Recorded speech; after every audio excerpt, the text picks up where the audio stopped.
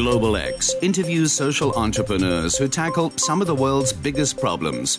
They are pioneers of innovation that benefit humanity.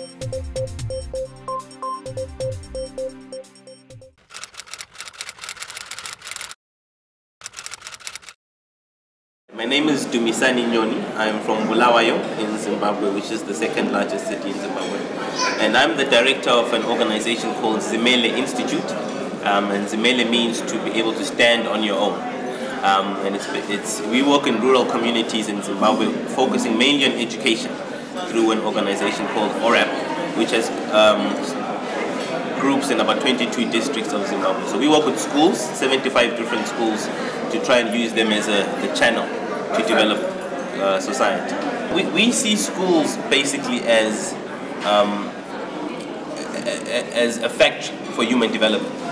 But in Zimbabwe at the moment, those schools have no resources, the teachers are not paid well, they have no tools to work with, no tools to teach. So we put resources in schools as the first part of our model, where we put pencils, paper, books, which we work with partners in America, in New York, who send them to us.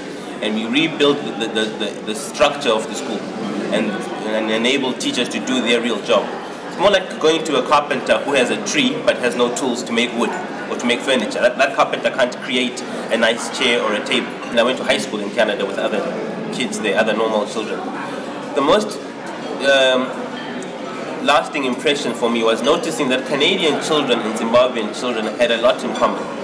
But it seemed as if Canadian children were more successful. But I was a Zimbabwean student and I could read, write, do everything they did.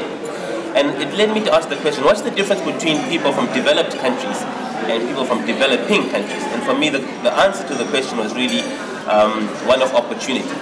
People have different access to opportunity. So I spent a lot of my time then thinking, how do we enable young people in Africa, and especially in Zimbabwe, to also have access to that opportunity, which is what led me to come back and see how we can see these schools as factories of opportunity, factories of hope.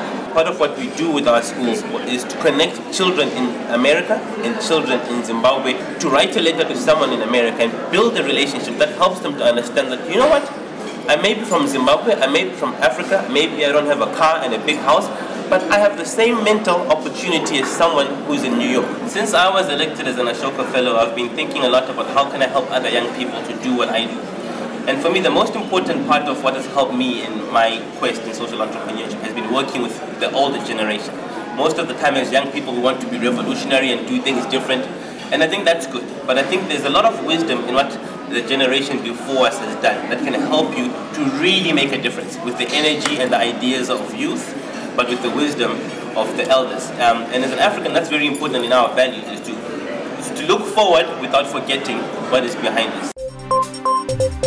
Global X is also on Social Edge at socialedge.org.